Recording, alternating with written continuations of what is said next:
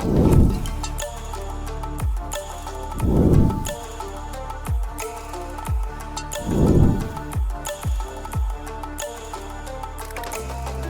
everyone back to another Far East Wargaming Battle Report. Today we've got something special for you, but first we're welcoming back one of our former members here in Kuala Lumpur that went home to the US and now back again visiting us, Ethan. Yeah, I am stoked to be here. As Jason said, I used to live here in Malaysia. Jason was the reason that I got into Heresy, so I couldn't be more excited to be here and playing a game with Far East. Thank you very much, and we're glad to have you. Welcome back. What's also exciting about today is we have a first-time matchup on the channel, which is the World Eaters that are going to be piloted by Ethan, traitor that is, against the Loyalist Thousand Sons that I will actually be taking. Now, we are playing a Zone Mortalis custom mission. This one is called Secure or Destroy. It comes from actually our homemade missions that we've used in our last Far East Wargaming Narrative event here in Kuala Lumpur. And we're playing 1,500 points.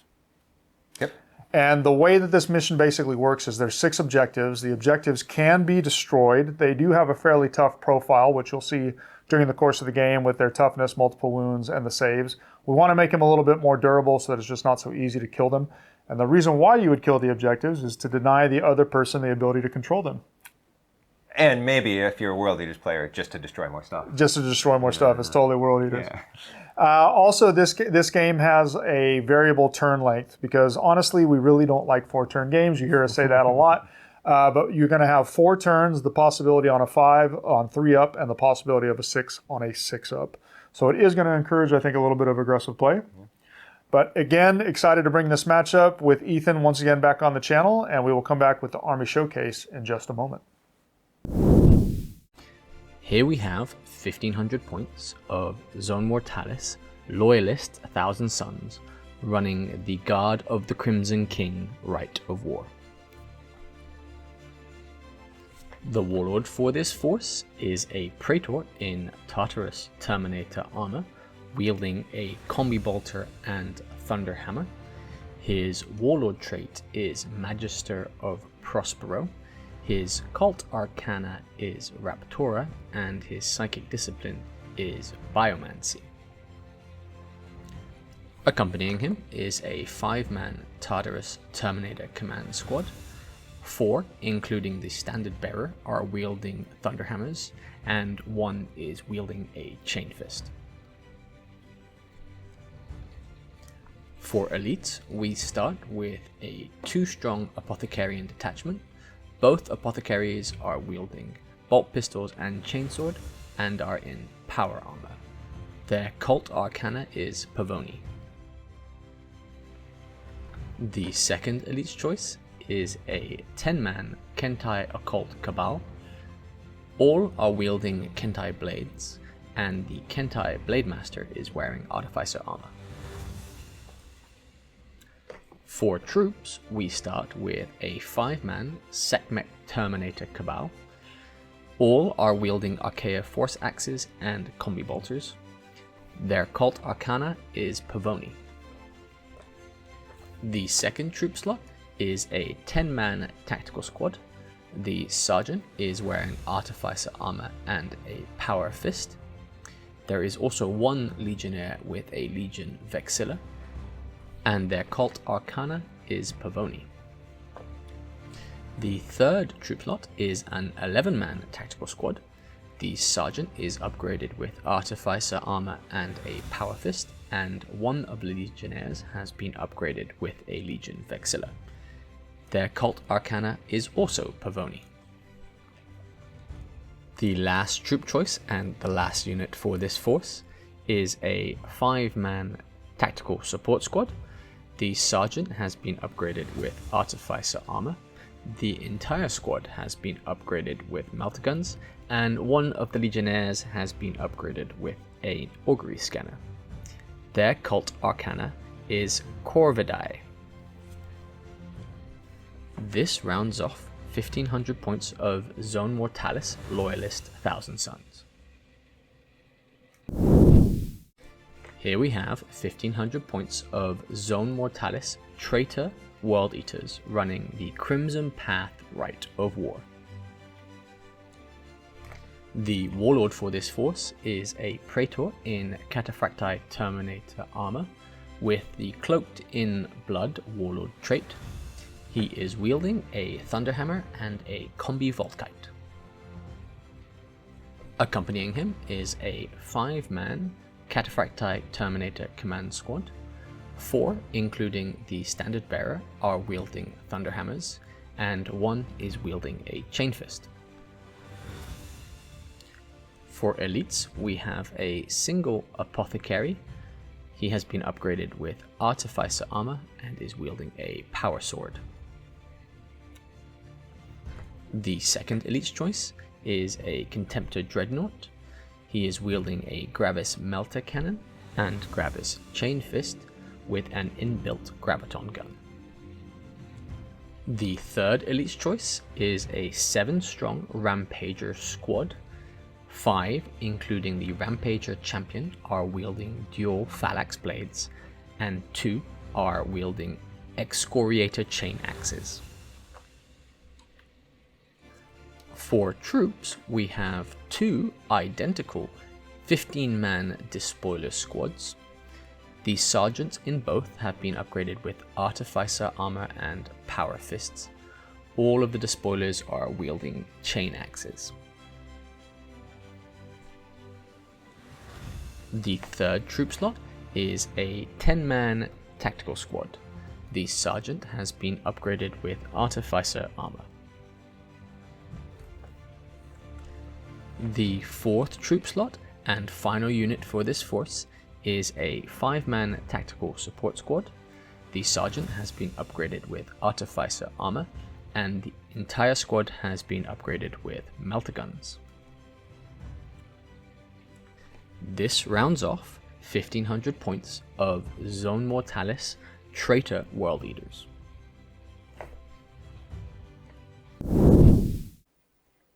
And the battlefield for today's custom mission, Secure or Destroy, has 6 objectives in the middle here. So they will be vying for these with scoring points at the end or destroying them to deny points to their opponents. We'll see how the World Eaters and the Thousand Suns do up next.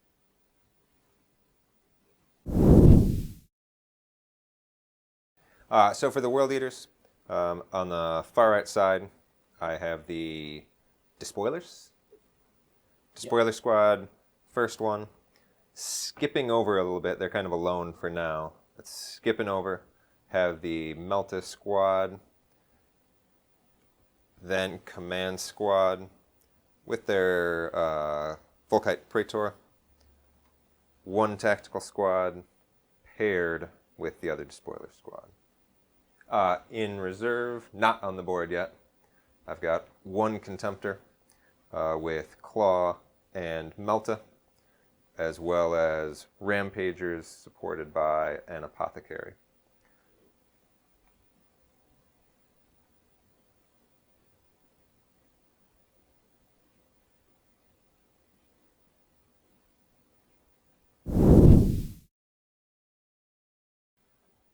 So with the staggered deployment that we have in this special mission, we actually alternated our units, but we're walking through the deployment phase by army. So starting on my left-hand side, thanks to this particular rite of war, the Sekhmet Termes are actually a troop's choice. So I put 1 down on my left flank, and then backing them up, I use the 11-man tac squad with an Apothecary. Hopefully they can get up on that objective and maybe shoot off a few of the Despoilers before all those axes come crashing into me. In the middle, I have my Librarian Praetor, my Praetor who has a Librarian ability, and his command squad in Tartarus armor, so they're here in the middle, giving him some opportunities to go left or right. And finally, spending my last 2 reinforcement points of 6, I elected to go ahead and have the Kentai Blade Occult on the table, because I really need some hand-to-hand punch with all this World Eater mean stuff coming in my face. And hopefully they can get the charge off rather than being charged themselves. And so that's 6 points of reinforcement. It left me with 2 units that were also in reserve. So I have the 10-man tactical squad and I have the 5-man Melta-Guns. I think with Ethan keeping his Contemptor off the table, the Melta-Guns just aren't as important for me. And since they're both troop choices, I can actually bring them in cheaply later. So we'll come back with the start of the game in just a moment.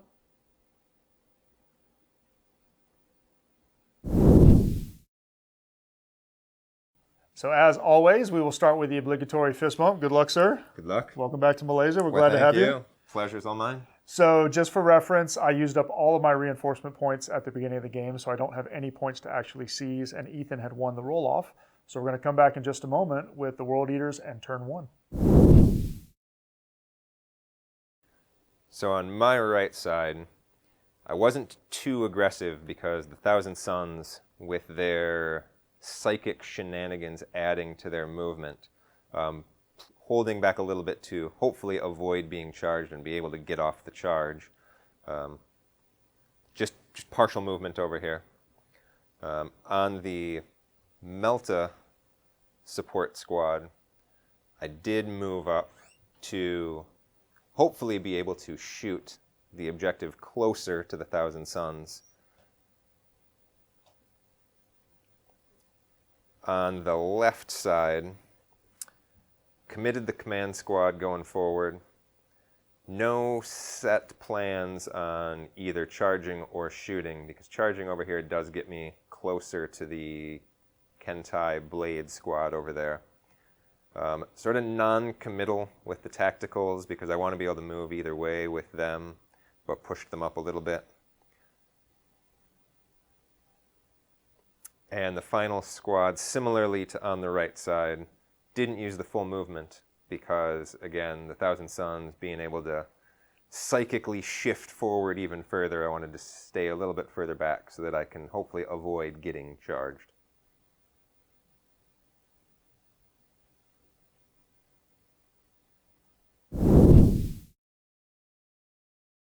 So I'd originally thought about firing on Objective 3 to the right of my Melta squad, but with measuring and seeing how many had line of sight and were in range, it made more sense to shoot at Objective 4.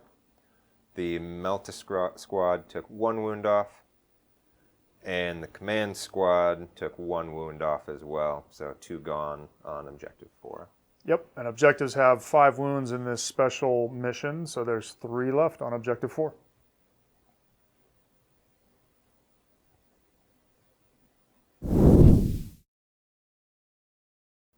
So turn 1 for the Thousand Suns. As is usually the case at the start of the turn, we start to activate Psychic Shenanigans, Cult Arcana, etc.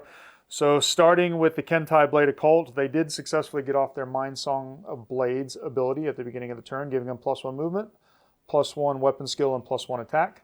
I went ahead and decided to move over here to my right because if I went up the middle, I could potentially open them up for 2 charges and some shooting in the next turn. So I'd rather just try and isolate that one despoiler squad. I did not move in close enough for them to react or anything like this, and I won't be able to have a charge. Coming in the middle, we did also successfully activate their Cult Arcana, allowing me to get +1 to my invuln thanks to Raptora if I move within 12 inches of the enemy, and we did. So we've advanced as far up as we possibly can. We will be able to get some shots in the shooting phase as well as get off some other psychic abilities. And lo and behold, there was a reaction there as well coming out of the Meltaguns. There were 3 Meltaguns from the World Eaters that were in line of sight and range. What happened, Ethan, with that reaction? 3 misses, 2, 4, 2, just nobody on their target. It's World Eaters. Shooting isn't necessarily their thing, so it's understandable. And then finally on my left flank, I have no idea how I'm so lucky, but both of these squads also got off their Cult Arcana, which is Pavoni, allowing them to each get +3 movement. I basically moved both squads, the Sekhmets and the Tacticals, up as far as possible. There's no reaction to worry about, but what this does is it's going to give me a lot of shots in rapid fire range, and hopefully I can whittle down some of those opposing despoilers in just a moment.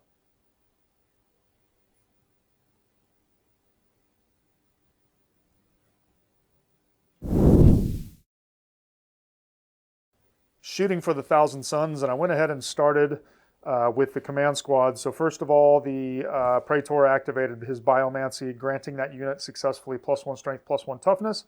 And I wanted to do that because with that T5, that stops me from getting instant killed by Meltaguns. And then for the unit shooting, we actually put our shots into the Meltagun support squad of the World Eaters. And Ethan, you reacted to that. Yeah, I decided to displace, and I debated whether to move forward up towards objective 4 and to try to get out of line of sight, but it wasn't enough to get out of line of sight, so I just pulled backwards to try and avoid the charge and get out of distance for the rapid fire. Yeah, it was a good move. I think you made the right choice there. I mean, I fired everything that was available to fire into that squad. You tanked everything on the artificer, so no wounds were caused. I did have a little bit more success on my left flank. So the tactical squad opened up first against the opposing despoilers of the World Eaters. We managed to score a lot of wounds, and unfortunately the sergeant of the World Eaters tried tanking and failed. And then there was an additional model that was also killed out of that unit. So that's very, very helpful. The Sekhmet wanted to add their firepower, hopefully to kill another 1 or 2 of the World Eaters, but unfortunately, even with a lot of wounds, the saves were just too good. Only killing 2 out of that unit means there's no check there. Now, I do have a choice to make here. It is a pretty long charge if I want the Sekhmet to try and charge them. I think I'm probably going to go for it because it's always better to be charged than not charged, and I'm going to get charged anyhow in the World Eater's turn. So we'll come back in a moment and see if that assault is successful.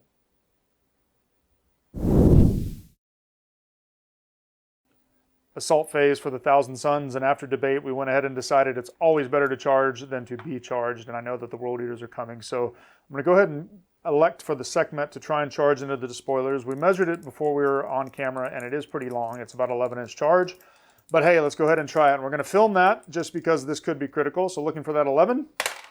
Oh my gosh, the Sekhmet make it on a 12, so they're going to get all the way up into combat.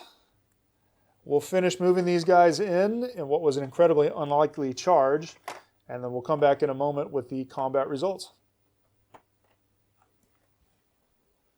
So we jumped ahead of ourselves a little bit, as you normally would when you roll 12 for a charge. Ethan, I think you elected to use the special Zone Mortalis assault phase reaction. Is that correct? Yeah, there's going to be some weird hopes on the dice roll, so I want to fail this and come back. But I want to come back by a significant amount, not just staying within attacks. So I am hoping to fail and then retreat by a substantial amount. All right. Well, this might be good that your sergeant died because you're making this check on a leadership 7, so just roll 2 dice and see what you get. And it's a 9, so you did fail the brace reaction, and according to the way it works, you need to roll 1d6. And it's only a 1, so since I had an 11-inch charge, you did fail. You automatically regroup after moving back 1, but I still rolled a 12, so I actually still make contact, which means that we'll come back with that assault in just a minute, and we'll see what happens.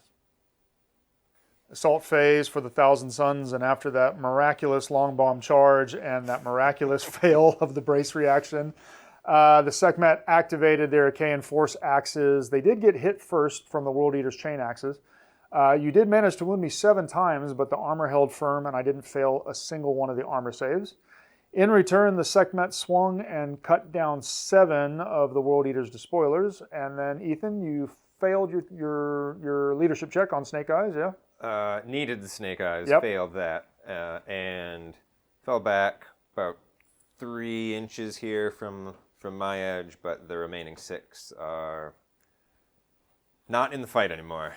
Yep, and I elected, now since I can't sweep thanks to the Cataphracti armor, I elected to actually use my Consolidate just to move backwards, closer to the objective, and then taking me further back in case of World Eater shenanigans. All in all, I'm pretty happy with that turn. I managed to whittle down half of one of the big despoiler blobs and save myself from getting charged.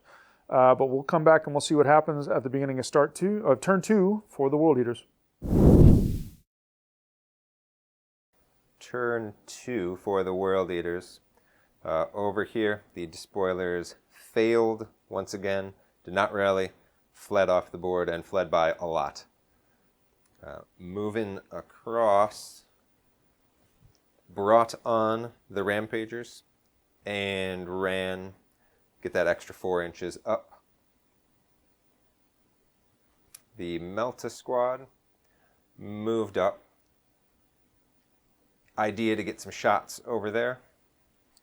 it did allow me to react, so I went ahead and used my suppress reaction. I did manage to sneak a wound through, but you saved it on the Artificer Sergeant, I believe. Yep. Sergeant tanked that one. Coming back across command squad with Praetor, moved on to objective 6. The despoilers here moved up, which did trigger a reaction. Yeah, thanks to my Warlord trait, I have 2 movement phase reactions, and I elected to suppress again. Once again, I only snuck 1 wound through, and your Sergeant saved it again. Sergeant's doing their work for me. And following up behind the tactical squad, tailing right behind their World Eater buddies.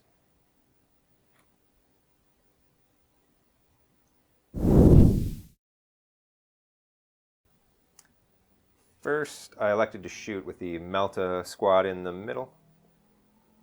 Yeah, so you targeted my command squad, and I actually elected to use my reaction here.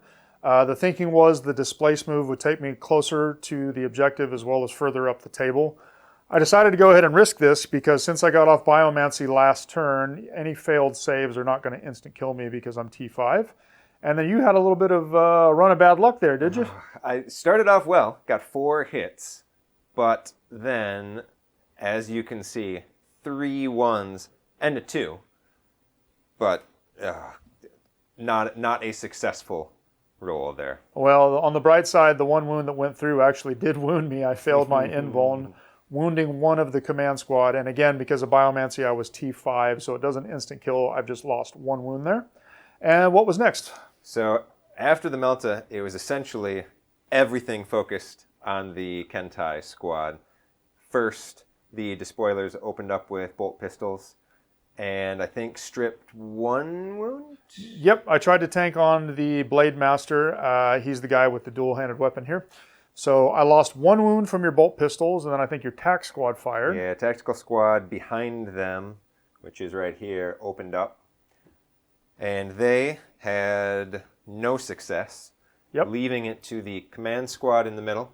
Had 1 of the bolters and the Volkite were in line of sight and range, and managed to strip off 1 more wound. Yep, that's right. So you fired in, and it was the Volkite. It stripped off 1 wound off of one of the Kentai Blade Occult. And it wasn't the wounded sergeant because he's actually not in line of sight. So that's the reason why we have the 2 wounds there. But yeah, I mean, you did some wounds, but you would have probably liked to have done better with the Meltas. But I think it's going to come down to revving the chain axes and assault in just a minute. World Eaters in the assault. Leading off here, despoilers going to charge into the Kentai squad. Yeah, I think I'm going to go ahead and brace on this. I did still get my Mind Song of Blades psychic ability off, which is still effective at weapon skill 6 and an extra attack and an extra move.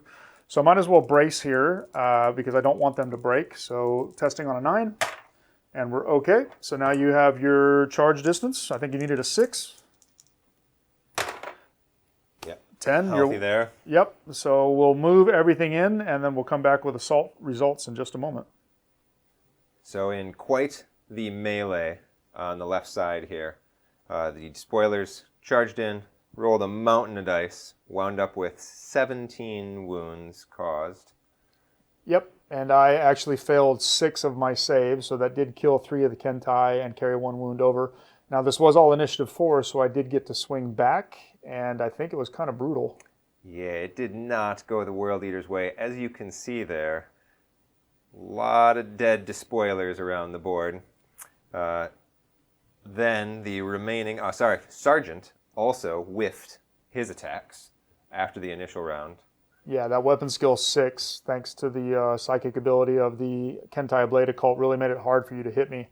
But yeah, you successfully fled at least, so I didn't sweep you. Yep. Came back right about on the objective there in their fleeing, running back towards their mates with bolters.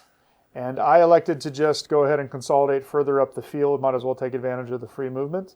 So we'll clear this out, and then the Thousand Suns will get their turn too in just a moment.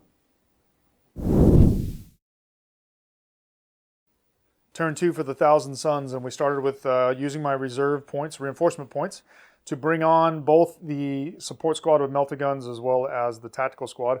I ran with the melta-guns because I knew they wouldn't have any range, but I elected just to come on normally with the tactical squad.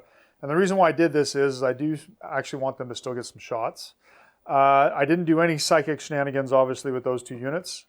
I went ahead and got off Mind Song of Blades with the Kentai Blade Occult. They didn't have anywhere really to move, so I just kind of left them where they were at. Thanks to the fleeing despoilers there, they're kind of locked where they're at. Then over here in the middle, the command squad also activated their Cult Arcana successfully, giving them +1 again to their invuln. I've moved up towards the melta-gun squad, and you elected to react to that. Is that right, Ethan? Yep, did suppress and got no hits, unfortunately. Melta's not doing any work that round. They're not. So the last 2 things that I did was I did also get off my Cult Arcana here, giving +3 movement to the Sekhmet. So the Sekhmet decided to use that to come and get all the way on this objective. The tactical squad behind them, I finally failed a Cult Arcana check, and I fried one of the tactical squad's brains thanks to that failed check. However, I still was able to have enough movement to get up onto Objective 2 and hopefully be able to just secure that towards the end of the game and score some points.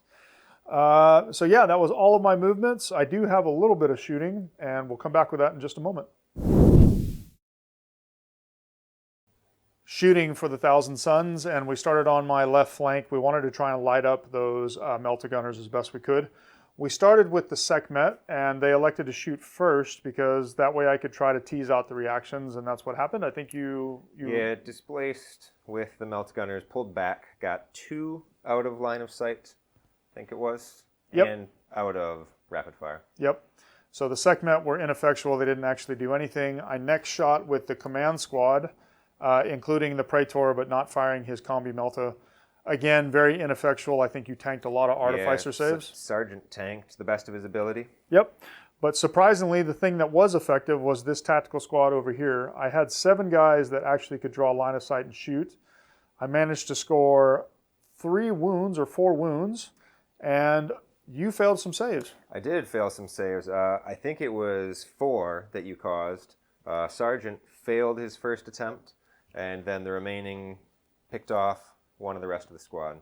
Yep, so that was very fortunate for me to kill 2 of the melta-gunners. You did pass your break check, so they're not fleeing. Mm-hmm. And then coming up to the final shooting on this right side, the tactical squad that came on from reserves was in range to fire at the fleeing despoilers. The idea was that if I actually shoot up and somehow manage to kill the despoilers, then that frees up the Kentai to maybe do something else. I did get lucky. I killed the sergeant and a couple of the other guys. Then I had the Kentai Blade Occult that fired their bolt pistols in an attempt to kill off the last of the despoilers. Unfortunately, they did not. So, yeah, I can't complain. Whittling down the melta-guns was helpful. It would have been nice to get that despoiler out of the way, but hey, I can't be greedy. I may actually have a couple charges that we will figure out off camera, and then we'll come back in just a moment with the assault phase. Assault phase for the Thousand Suns, and I did deliberate off camera whether or not I wanted to send the command squad with Praetor into those melta-guns.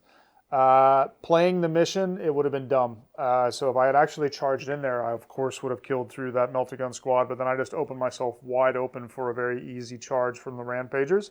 So we decided to play the mission and play smart. On this right-hand side, the Kentai Blade Occult elected to charge the fleeing remaining despoiler. It was successful, as you would expect. We charged in, we killed him, we didn't lose anybody or take any wounds in return, and then we just consolidated back to make things a little bit further for the remaining World Eaters. So that is the end of turn 2. We do have turn 3 coming up for the World Eaters. I do kind of have a little bit of board positioning here, but I think that the World Eaters still have a shot to claw this back.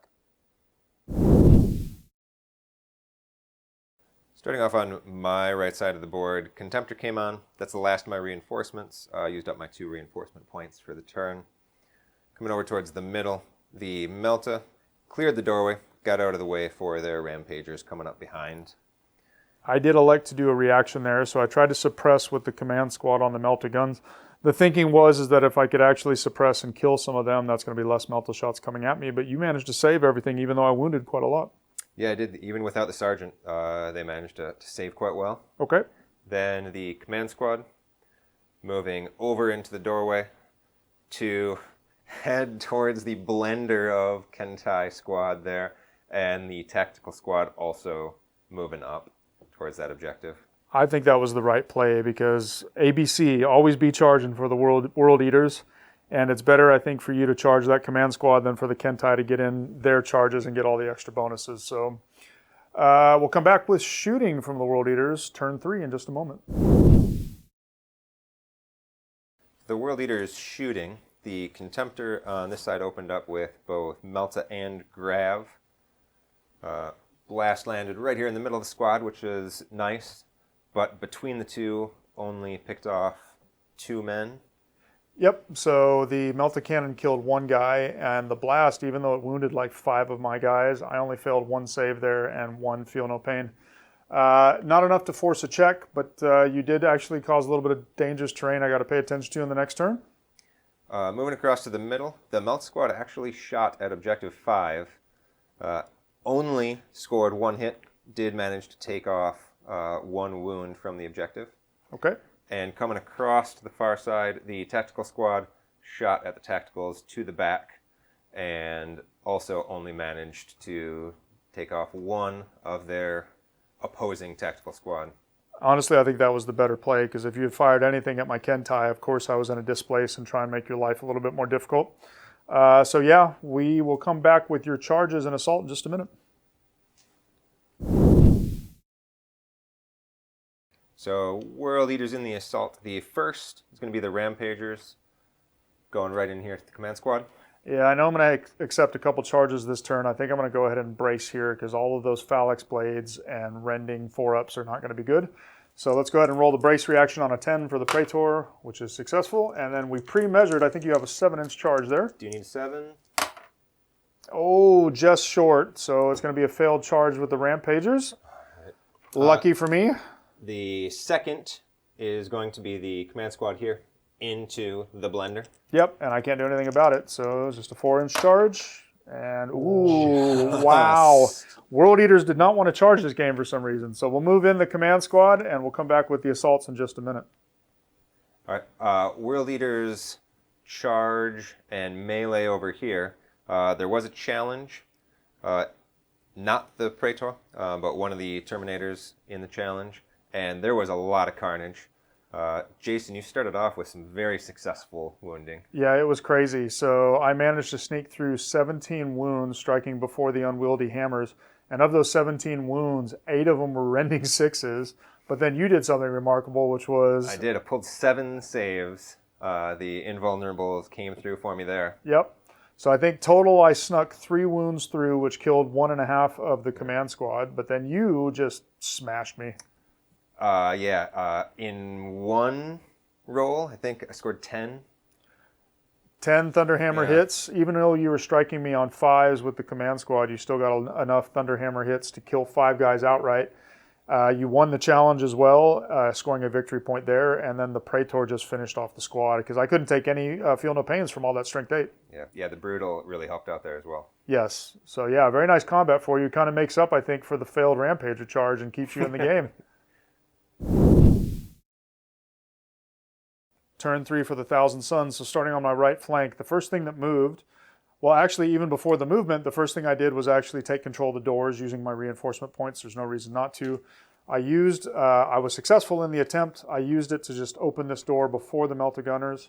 I slammed this door on the Rampagers, crunching one of their number in the attack, which was pretty interesting. As far as the actual movements, then after slamming the doors and taking control of the doors, the Melta Gunners here moved up, and they moved their full distance because I didn't want these guys to displace out of line of sight. You did elect to suppress. I did. Didn't do anything. I think I got 1 wound off, but which you managed to save. Yep. The next thing was the attack squad here decided to move up their full distance as well. I didn't use Cult Arcana on either one of these because I didn't want to risk losing people. I wanted to get into rapid fire range. You have 2 movement phase reactions, so you went ahead and suppressed there as well. Yeah, I think it was the same result. 1 turned into a wound, which was saved. Okay. And now that all the reactions were teased out, I went ahead and moved in the middle the command squad. They basically moved up as far as they can to get close to the Rampagers to make sure that basically I can't fail that charge. The Sekhmet also moved up as far as possible to get them in rapid fire range of the Meltaguns. And then finally, I did activate the Cult Arcana for the attack squad here for two reasons. Number one, I wanted the extra 3-inch movement, but I also wanted to be able to ignore the dangerous, difficult terrain that the Grav Blast was here. And the idea is I could come around the corner, I could get out of line of sight and hopefully charge the distance of that Contemptor, because I'm not ready to deal with him, and especially not with the tactical squad.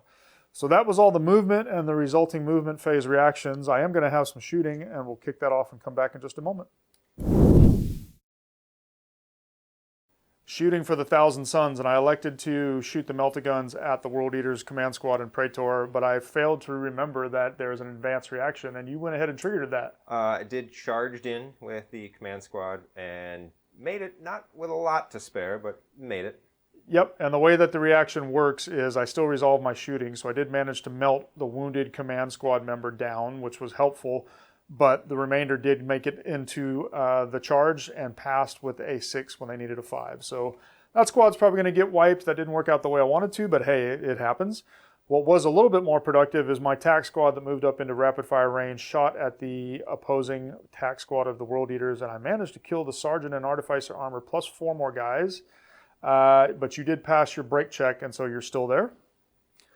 Then coming over to the middle of the table, I had to be very particular also with the way I did my shooting. So I started with the tac squad in the back shooting at the Meltaguns. I killed 1 World Eater with a Meltagun.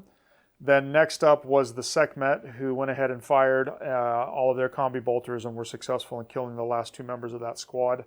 And then finally it was up to the command squad. There was no reason to shoot anything. I went ahead and activated Biomancy in the shooting phase, which gives them the +1 strength, +1 toughness. Not a bad shooting phase, but I'm probably going to lose my Meltaguns. But hopefully, fingers crossed, the command squad has what it takes to deal with those Rampagers, and we'll come back and check in just a minute. So assault phase for the Thousand Suns, but technically over here, it was the command squad that was going first because you activated your advanced reaction. Yep, World Eaters advanced reaction charged into the Melta squad. Yeah, and as you would expect, a command squad with Thunderhammers does exactly that to the Meltaguns. So completely wiped that squad out and then consolidated towards Objective 4. In the middle, it was a bit of an interesting scrum and not the way that I thought it was going to go. So I elected to charge your Rampagers, and you braced. Did braced successfully so that they wouldn't flee, which came in handy because, as you can see there... 1 guy left, yeah. So I lost 1.5 command squad members to a lot of Phalanx Blade rending because they were swinging before me. Now in return, all of my Thunderhammers, Chain Fists, etc., that managed to kill everybody except for the Sergeant out of the Rampagers. And thanks to your brace, I'm stuck there, and it's your turn next. So that could be pretty interesting. So yeah, it's coming a closer game than expected. We'll be back with turn 4 for the World Eaters in just a moment. World Eaters turn 4. First thing was I tried to take control of the doors so that I would be able to open this, and the Contemptor would have a path into this scrum. Unfortunately, failed that roll, which then meant Contemptor was moving up this way towards Objective 2 to get involved and at least challenge there. In the middle, the command squad moved in, get in position for a charge on something in here, which did trigger from Jason. Yep, I elected to use the suppress reaction out of the Sekhmet, and unfortunately I couldn't do anything, but it was worth a shot, hoping to pin that command squad before they go wreak havoc. And I think you didn't move anything else, is that correct? On the left side, the tactical squad, I don't want to move because I didn't want to have anything happen over here. I'm happy in that range and where I am on Objective 1. So you might have, well, I don't know how many shots you're going to have, actually. I think we're going to go straight to assault because I think your command squad probably wants to charge in. But yeah, we'll see. We'll come back in just a moment, either in shooting or assault. So the only shooting from the World Eaters, tactical squad here, shooting at their opposite tactical squad. Yeah, I elected to displace, hoping to minimize the casualties, but I couldn't get 3 guys out of line of sight. And I think thanks to your Fury of the Legion and being in rapid fire range, you managed to kill 3, and thankfully I actually passed my break check because that was a pretty close one. And I don't think there was any other shooting, so No. we'll come back. I think you're going to try and do something with that command squad. Am I correct? Yeah, command squad, I think, is going to be the only charge coming in. 2. Again, they're opposite command squad. Over here, definitely no charging, and Contemptor out of line of sight. And ran, so yep. Yeah. Okay. We'll be back with the command squad show off. World Eater's charge with the command squad was incredible. First, the one Rampager did his swings. I don't think caused any wounds with him. You did not? That's correct. But, boy, my command squad did quite a lot of damage. I think took out your banner, not the librarian. Nope, you took out the rest of the command squad. So what basically happened was, even with my biomancy at T5, all those brutal 2s, you managed to hit me a lot, and I lost everybody except for the Praetor. But the worst part about it was is when I swung back, I only hit with the command squad and the Praetor because it was all at the same initiative. I only hit you one time and I failed to wound, so I got wiped. The only thing that saved me was actually the Praetor managed to get away because the Rampager could have run him down, but he didn't. That was nasty. I'm going to have to figure out a way to pull something out here, or I could have gone from what looked like a win to what could be defeat in just a moment. I have the Rampager consolidating towards Objective 4. Yep. And the command squad hoping to be a roadblock, maybe with some luck, taking out a second squad of Terminators. Turn for the 4 for the Thousand Suns, and I looked like I was going to snatch defeat out of the jaws of victory. The Praetor thankfully rallied, so that's actually very helpful. I elected not to move anything else over here because I didn't want to trigger any sort of reactions out of the World Eaters. I could have accidentally triggered for different people to do different things, so I just thought it was smarter to stay over like that. I did move with my tac squad, electing to move their full distance to get to this objective and hopefully shoot the Rampager, and you did react with a suppress on your tac squad. I did. Tactical squad, 5 with line of sight and rapid firing, managed to pick off your sergeant. Yeah, I tried to tank it, and the sergeant went down, rolling a 1 on the very first attempt. Thankfully, I did not get pinned, or that would have been really horrendous. So that's all the movement. I got to be really smart on how I shoot in just a minute. Otherwise, I may actually lose this game. So we'll come back with that, and we'll show you the results. So shooting for the Thousand Suns, I really had to think this through. I opened up with my tactical squad first. We did manage to score 1 wound on the Rampager Sergeant. It wasn't enough to kill him. Unfortunately sad, because it can still deny or score as an infantry unit. This was absolutely amazing. So in the middle, I first fired the tactical squad. I did nothing to the World Eaters command squad. I snapshot the librarian, did nothing there. The Sekhmet managed to score 5 wounds with their combi bolters, killing 1 command squad member and 1 wound carrying over. And then what happened on the break check? Rolled a 12. Double World Eater's jaws on the dice. Oh, and it's 8-inch fleeing. And that's just unbelievable because that completely changes a lot of things. And we still have to roll to see if we even have a turn 5. We will come back in just a moment. I need to deliberate off camera if there's any charges to be made. I don't think there is. And then we'll have that very important roll off to see if we're playing an additional turn. So after much deliberation off camera, I elected not to charge with the Sekhmets into the fleeing command squad because I did not want them to auto rally. That could be actually bad. I went and just let them flee. So that means we're going to go into the all-important roll to see if we have a turn 5. Now, because of the custom rules of this mission, there's a turn 5 on a 3-up and a turn 6 on a 6-up. So let's see if we have turn 5. This could really make a difference, and I dropped that. Let's see what happens. It's a 2. There is no turn 5. So we're going to total things up, and we'll come back. This actually looks like a really, really close game, even with what happened. We'll see that, and we'll see you in the post game in just a moment. Wow, what a finish. It was a great finish. It really went... I thought it was done. And then I thought, swung the other way, look in my direction, Yep. and then swung back. It was a lot of crazy moments in that, and just in case this is your first time to watch one of our battle reports, we script absolutely nothing. So even when we do these condensed versions, it's mostly just to take things like filler and rolls out of it. At different points during that game, I rolled a 12-inch charge. You rolled a 12-inch break. I was going to say I rolled double 6 to break. Yeah. Yes. You failed on 7 out of 8. I failed on 7 out of 8 swings with my command squad. Yeah. It just goes to show you that in a dice game, anything is possible. And even when it looked like Thousand Suns had it one way at turn 2, it looked completely different at the end of turn 3. So that was crazy. Yeah. From the very beginning, when I know you're man of the match coming up, but from the very, very beginning when the Rampagers went away. Oh, the despoilers, the left flank? The spoilers, sorry. Yeah, Yep. the spoilers went away. Yep.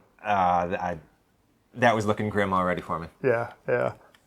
But you turned it around really, really well. You played the mission really well, especially considering you've never played World Eaters and you've never played 2.0. Is that correct? I have one game of 2.0 under my belt. And I was especially stoked to play the World Eaters because as I was leaving Malaysia, when I was moving back to the United States, I had a World Eaters army. I painted it, never played a game with it, and sold it. So now my first World Eaters game with not my army, but absolutely beautiful models. Really glad to have had them on the table and gotten a chance to play some World Eaters. Well, I'm really happy that you could play it as well. And it was a really nice combination of Ethan coming back, new armies that have never been on the channel, a nice little mission, which is custom. And we can share that mission with you if you want to leave a comment or something like that. We're more than happy to give you the details on it. We finished up 2-1 because there was not a turn 5. Yeah, and again, not scripted. That turn 5 dice roll actually happened. Yeah. As you saw it on the camera. So I had 2 objectives scoring me the 2 points. Ethan had 1 objective. Nobody got any of the secondaries, so that was the reason why the score was 2-1 for the Thousand Suns. All that being said, who was your man of the match? The command squad, definitely for me, the man of the match. Doing their work in the middle first, with a little bit of luck from your dice rolls, but with doing some work on your command squad, as well as just challenging and occupying basically those 2 middle objectives, 4 and 5. Yeah. I think you played it really well, and I think that's a good choice because you did murder the Melta squad. You murdered my command squad. You activated the advanced reaction, kind of moving you around the table. You killed the Kentai Blade of Cult. That's right. I forgot that they'd been all the way over there and then came back. Yeah. You just kind of went back and forth through some good movement and good use of the advanced reaction, so well done on that. I think for me, I'm going to say the Sekhmet. The Sekhmet managed to wipe out that despoiler unit. Yeah. And then they came around towards the middle. They held on into the middle. They gummed things up. They ultimately caused the command squad to flee at the very end of the game. So that was just crazy. So I'm going to go with the Sekhmet, although I think probably the Kentai Blade of Cult are a close second. So again, really great to have you on the channel. See you back in Malaysia. Great to be here and marvelous.